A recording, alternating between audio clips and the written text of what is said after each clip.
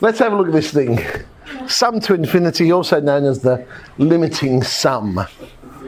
Now, to have a limiting sum, the ratio of the geometric series has to be in between -1 and 1. That's the key thing. Now, if it is in between -1 and 1, and we think of our exponential curve, we know that as n approaches infinity, then r to the power of n, because you're now talking about a fraction to the power of n, will approach 0. Because it's your exponential curve, or you can think of it as to the power of negative x if you like, because it's a fractional power. So that graph would go towards 0, so we know that value.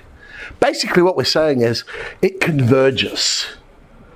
So it only works when the sequence converges to 0. So as you go along the terms, they're getting closer and closer to, well, 0, and then it will work. Because what we can then do is we can say, well, the limit as n approaches infinity of our sum to n formula, well, we know r to the power of n is going to approach 0. So therefore our formula approaches a on 1 minus. And that's where the formula comes from. Okay? I mean, you don't need to know that, of course, but you just need to know the formula. But it's always nice to see it comes from somewhere. We're not just plucking these things out of thin air. So there's our formula. Sum to infinity is a on 1 minus r if that ratio is in between -1 and 1. As a consequence, they do like to ask questions like this. Does it have a limiting sum? Because they want to see that you know that the ratio has to be in between -1 and 1. So we just got to find the ratio. 4/56 is indeed less than 1. I suppose technically I should check it that 2/7 divided by 4 is also 4/56, or equivalent to that. But yes, the ratio is in between -1 and 1, so yep, it has a limiting sum. The classic sequence of numbers, a half, a quarter, an eighth. It's the old frog in a well question.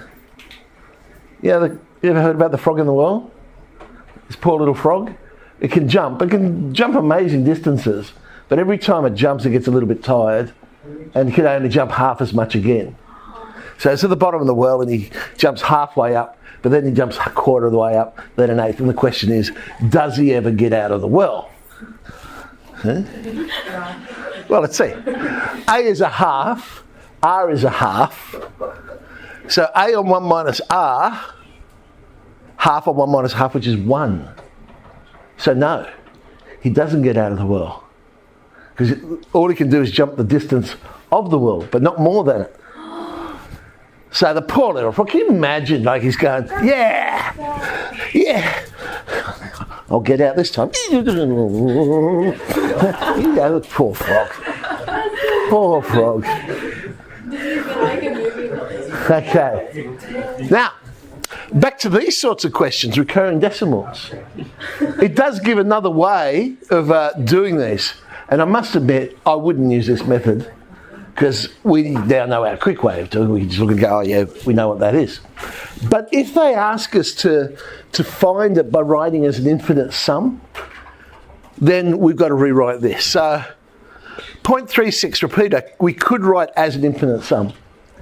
With 0.36 plus 0.0036 plus 0.000036 and so on and so on. So it becomes a geometric where the first term is 0.36 and the ratio is 0.01.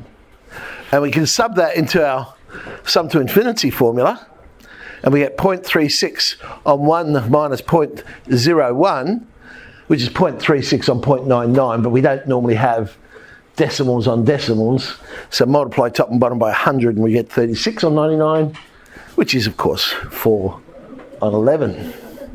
Now, if the question doesn't say by writing it as an infinite sum and it simply says find 0.36 repeater, then of course just write the answer down, don't waste time. Yeah.